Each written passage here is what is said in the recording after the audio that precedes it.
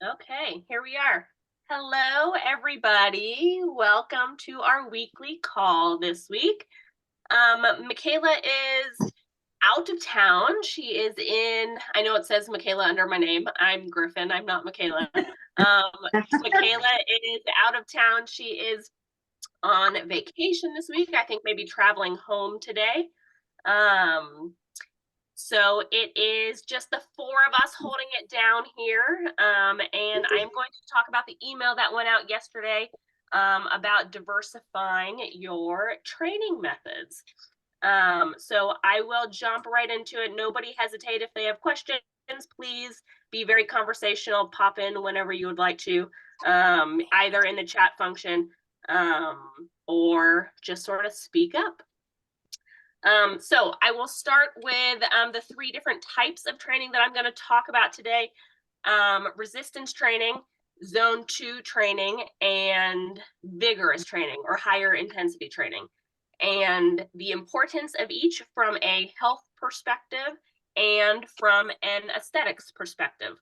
Of course, both of which are going to overlap to a big degree, and then all of the training methods are going to overlap. The health benefits of each training method are going to overlap, and you'll see some similarities there. But it is important to combine them in different kinds of ways, very much depending on your personal goals in regards to health and aesthetics, and just what you enjoy, because the most important part of the equation is going to be choosing workouts and choosing workout methodologies, training strategies that you actually do, that you follow through with, and that you enjoy. That's a big piece of the equation here.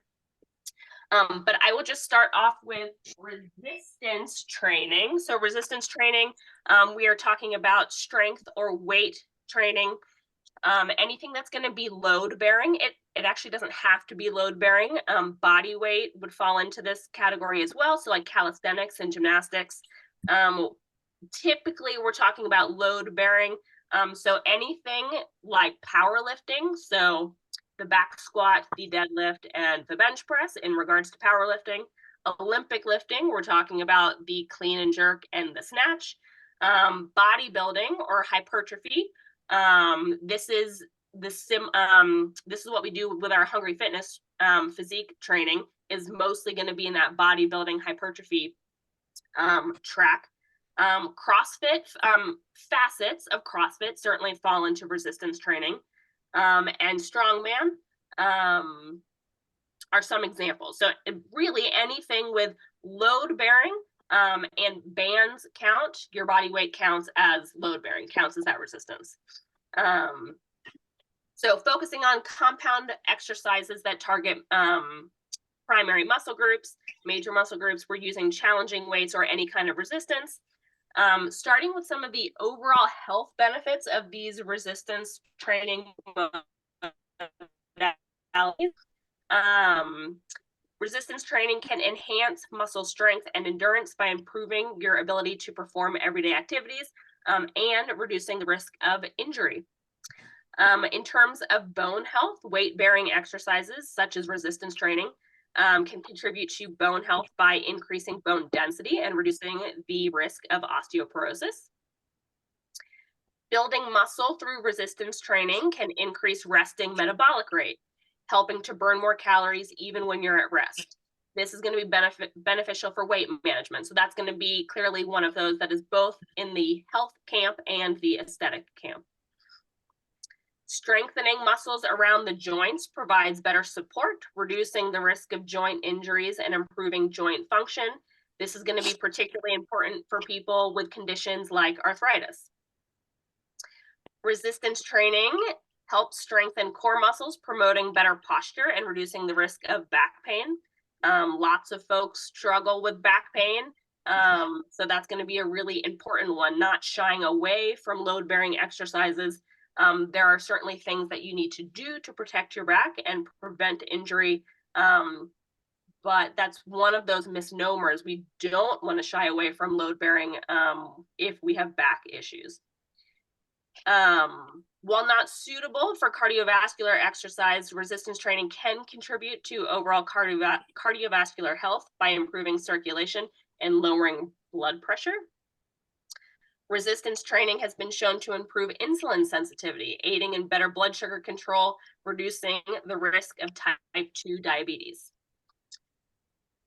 Exercise, including resistance training, is associated with improved mood and reduced symptoms of anxiety and depression. It also promotes better cognitive function. So those are the sort of overall health benefits associated with resistance training. Very intertwined. There's clearly going to be aesthetic benefits associated with resistance training. Resistance training builds muscle, providing a shapely and athletic appearance. Increasing muscle mass through resistance training can contribute to fat loss, as muscles burn more calories than fat tissue, even at rest.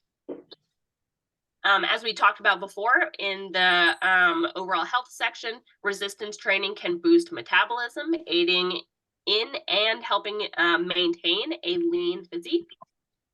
And by reducing body fat and increasing lean muscle mass, resistance training can lead to a more favorable body composition. So when body fat goes down and lean muscle tissue goes up, that's what we're talking about generally with recomposition.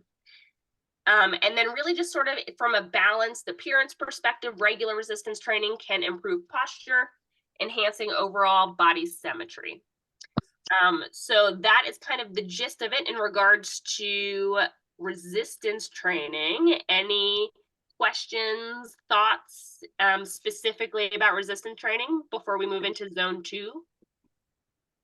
Just wanted to say one thing. I think that a lot of, like, I feel, as you mentioned, like back problems is very common, especially like lower back issues for us women.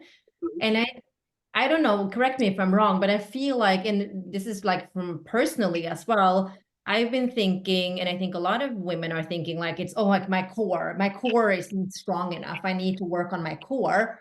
But I think a lot of a big problem is that our back, like our glutes and our hamstrings, like we're not strong enough on our, what do you call it in English? I feel like there's a fancier word for the Like a backside. posterior chain. Posterior chain. Exactly. So I think that is something that I have been focusing.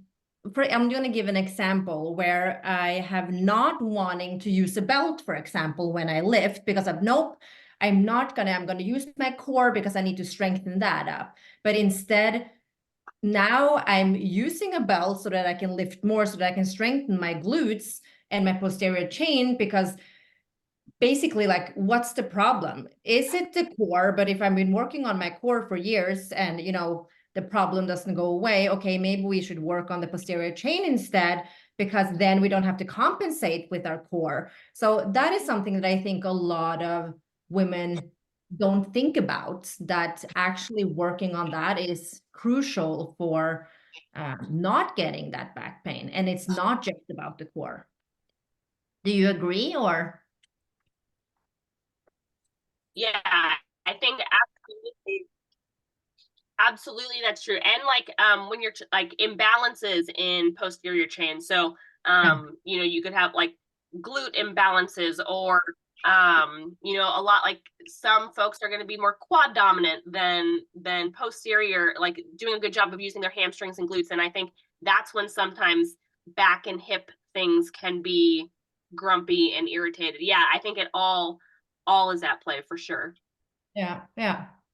Just thought it would be. I think maybe a lot of people could recognize like core, but like no, glutes, and hamstring. Yeah. Glutes. We love those glutes. Yeah. Bring it. Yeah. All right, so let's get into cardiovascular training now, zone 2 training. That is going to be training that specifically targets a moderate intensity level where your heart rate falls within a certain range. I actually find a better determination of zone 2 to be the talking test. So what I mean by that is for zone 2, we're really looking for a conversational pace. in which you can speak in short, breathy sentences while you're working out. It might not be comfortable to talk much, but you can. If you're only getting out one word at a time, you're probably past zone 2. You're probably in zone 3 or higher. And if you're able to talk quite easily, if you're speaking like I am now, you're at a zone 1 or recovery pace.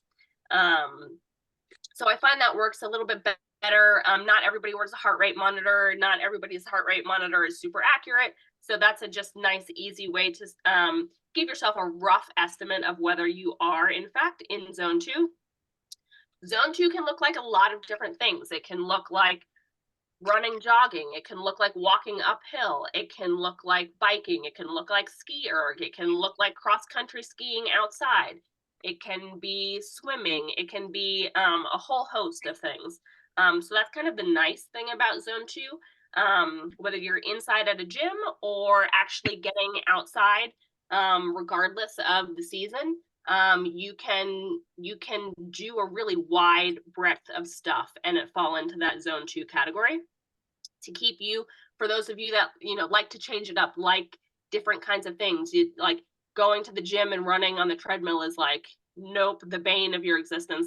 There's lots and lots of options to hit this zone 2 cardiovascular workout. And some health benefits associated with training in zone 2 is the cardiovascular system. So we can increase efficiency of the transport and utilization of oxygen, which is going to lead to better endurance overall. And that's often, when we're talking about zone 2, oftentimes people think of endurance training. So you're like your longer kind of steady state cardio. Regular zone 2 cardiovascular training strengthens the heart muscle, improves blood circulation, and lowers the risk of cardiovascular disease. Training in zone 2 stimulates the growth of capillaries, small blood vessels that enhance the delivery of oxygen and nutrients to our muscles, related to resistance training. So they pair well, they go hand in hand. Zone 2 training can positively impact cholesterol levels and triglycerides, promoting healthier blood lipid profile, which is going to be really important for our overall health. Engaging in zone 2 training aids in faster recovery after intense workouts, which we're going to talk about next, by promoting better blood flow and reducing muscle soreness. So again, a reason why the vigorous exercise and the resistance training and the the zone 2 training all play really nicely together. If you're really sore and wrecked from a lifting day, following it up with some zone 2 can actually be beneficial for that soreness factor. Zone 2 training contributes to improved mitochondrial function, crucial for energy production within cells.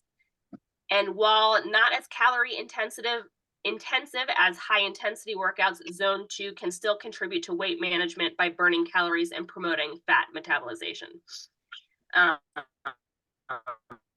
Or fat metabolism. So of course, that's going to be also part of the aesthetic benefit associated with zone 2, which I'll get into now, a couple extra pieces. Zone 2 training primarily uses fat as a fuel source. So over time, this can contribute to a reduction in overall body fat percentage and a leaner aesthetic.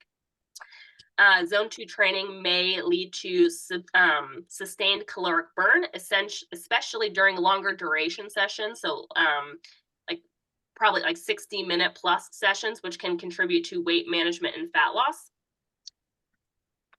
And zone 2 training is sustainable over the long term. This piece is really important. This allows for consistent exercise without excessive strain on the body.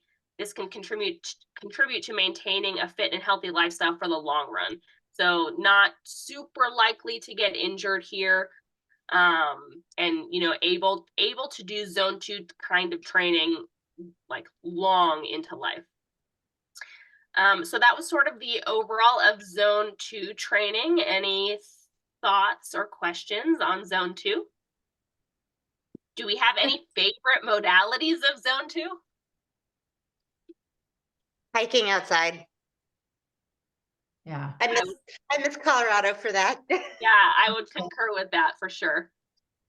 I'm thinking also that it just your body doesn't need a lot of recovery from it, as you know, pretty clear from what you said. But I think it's a great way of movement if you are one living a very stressful life in general, or having a lot of stress coming in from, you know, all over mentally, emotionally, just like busy.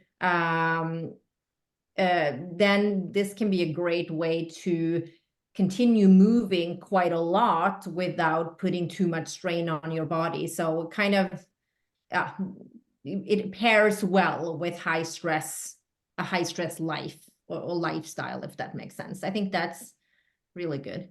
Yeah, I definitely agree with that. And because like you can change it up so nicely, and like you can get out of that headspace and like whatever it is, listen to, you know, I'm not listening to a podcast or whatever when I'm strength training, but you can't, like, if you're into a really cool show or, you know, whatever does it for you. Even meditation, probably like while you're doing some zone 2 work, or yeah, I think it's a really great place to get out of your head a little bit for a longer duration of time. Carrie said that she loves doing zone 2 on her assault bike outside in the sun.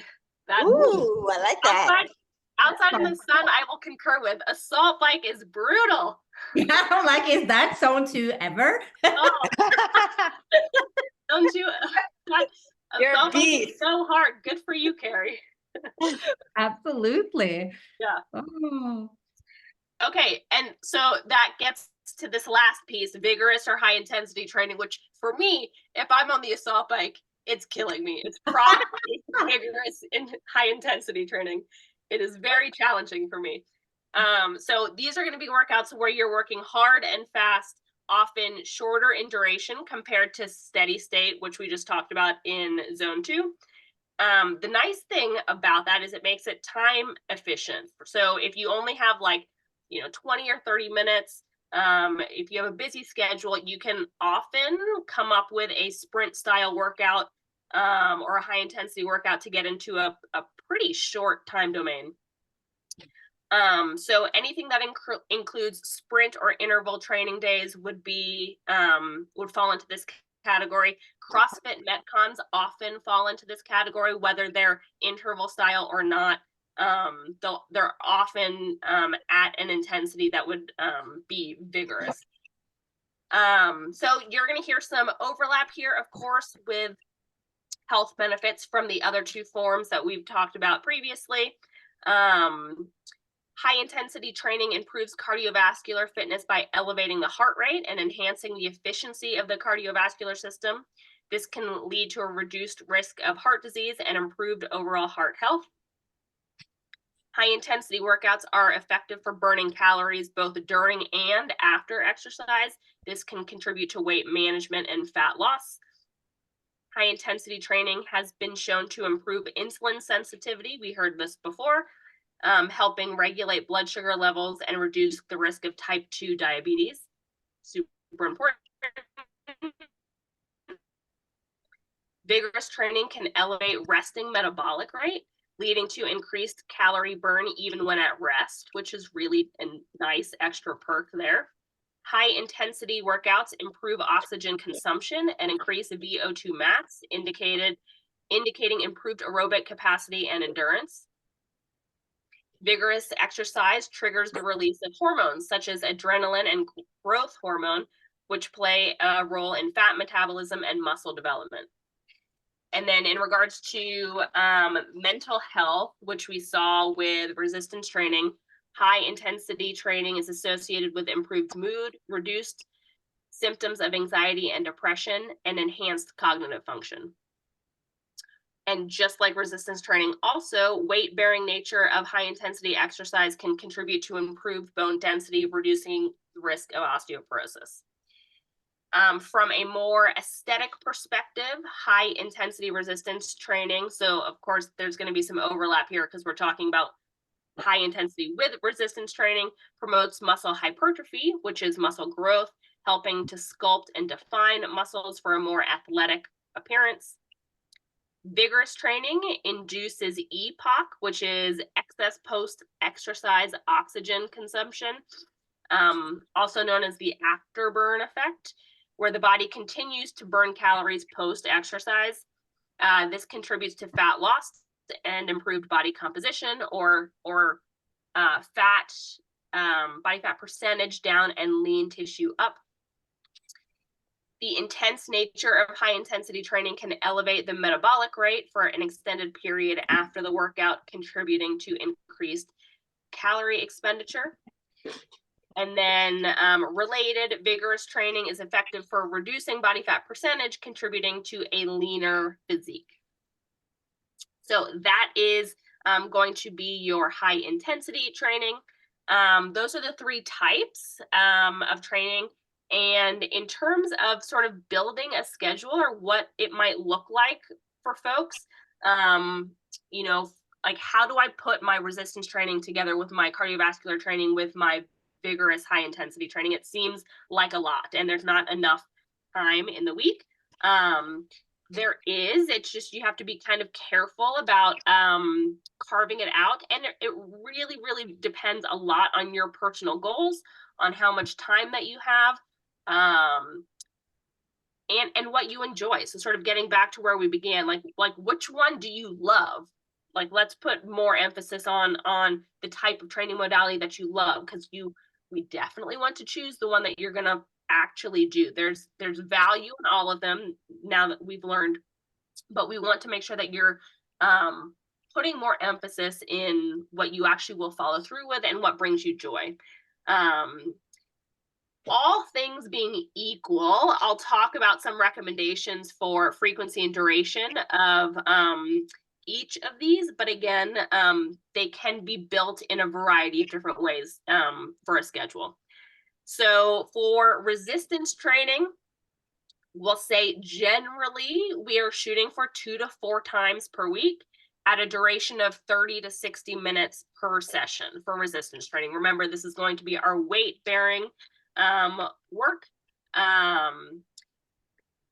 You really want to be challenging yourself in your lifting. If your goal is to build muscle, you really want to be trying to push to near failure on your lifts, kind of like really make it hurt when you are in this modality. When you are, specifically if you're following Hungry Fitness Physique, for example, if hypertrophy training is your goal, if building muscle is your goal, or recomp is your goal, really pushing to that near failure point, paying attention to your RPE, your rate of perceived exertion, is going to matter a lot when you're in the gym. For zone 2, the cardiovascular training, frequency doesn't really matter. You have a lot of flexibility here. Most folks, I would say, shoot for 2 to 3 times per week.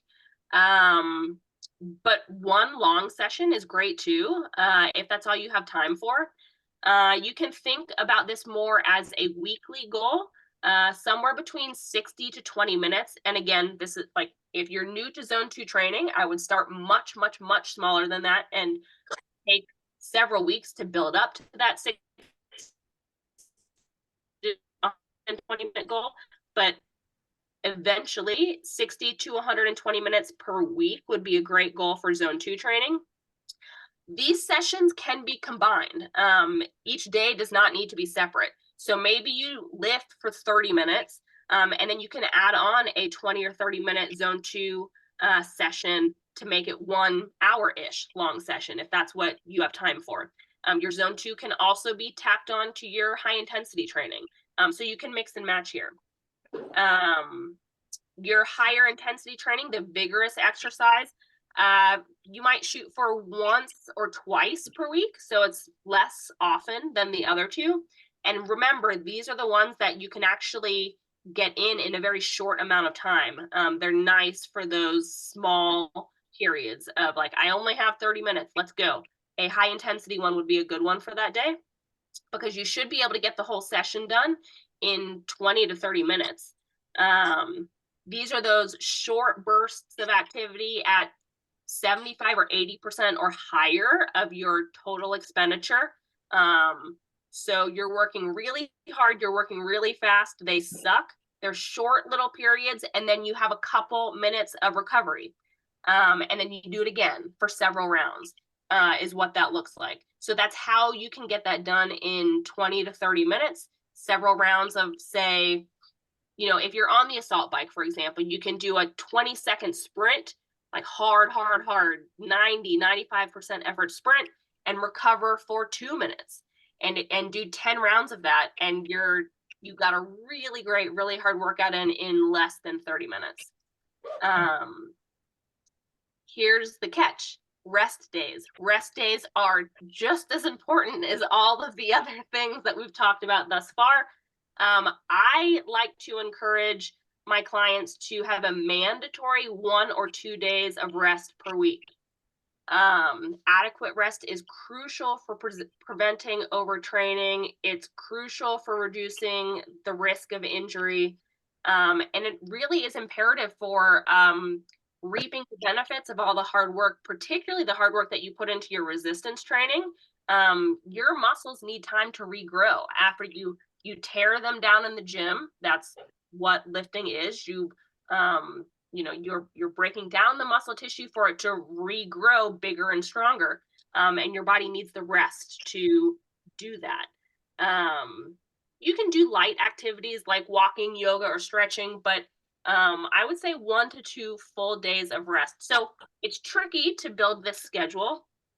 But it's doable with forethought, just like hitting our nutrition targets, just like hitting our walking goals and our outside time goals. All the things that we're working on are challenging but doable with some planning. So that is what I wanted to talk about in regards to training. Do anybody have questions or anything, stories or anecdotes that they want to add in terms of training that they love or whatever? I think it's really easy to hear this and all of this awesome, exciting information and want to do it all, right? And do it all tomorrow. And so many of our clients really have that mindset, and some of us coaches have had that mindset before in the past. More isn't always better, right? Everyone is an individual starting at a different place. So, with anything new, if you're looking to incorporate these things into your routine, I would say like pick one thing, just one. Work on that one thing. And if that is enjoyable and easy and you can be consistent, great. Add another thing, right? You don't have to do it all in order to reap some of the benefits. I think that's huge. Thank you for saying that, because it is like listening to this, it's like, okay, go do this 4 times a week, go do this, build your schedule, but 100% start small. Yeah. Make it achievable. Yes, 100%. Yeah, I wanted to say, when I read Griffin's email, just thought back to like a good amount of years ago, maybe 9 years ago. How I trained then was I did like all of this. I did strength training.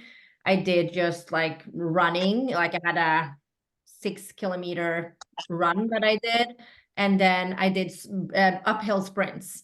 So I had no specific plan. I did those 3 things, and I just basically went off. I woke up Monday. I was like, what do I feel like doing today? And maybe I felt like sprints, and I kind of love uphill sprints. So like that would, or I felt like going to the gym. So I basically just did what I felt that day. And some weeks it was more gym, some weeks it was more sprint, some weeks it was more just that, 6-kilometer route. But I always got in all of it during the week. I can't remember exactly like how much. I definitely had some rest days as well, but the change that I experienced on my body when I trained like that was, I've never been, and this is not a goal of mine, and maybe never had, but I've never been as small as I were when I did that. Like it was definitely something that changed my pant size with a lot of sizes. yeah, I'd never been a jeans girl before that. And then suddenly I could have like, so that was definitely something that changed my body a lot. And I'm sure it was because I did that, just the different forms of training. And the fact that I just did what I wanted to. It was never like a pressure to do something or like I have to get this in. It was just like, what do I feel like doing today? And then I did that. And Yeah. it's very refreshing, like to be able to just like go with the flow and do what you feel and not feel like, oh, I have to get this in. So yeah, that kind of inspired me to maybe I should go back to that after my building goal because it's pretty nice. Yeah. That is the fun thing, like, not being like, yes, having some, like, what do I feel like doing today? And it does bring another piece of joy to the equation. You can get kind of creative. You can yeah, there's some fun involved there for sure. Yeah. Yeah, for sure. No, I thought that would definitely, if someone wants to try something new, like this is definitely something that I think can be very intriguing for many.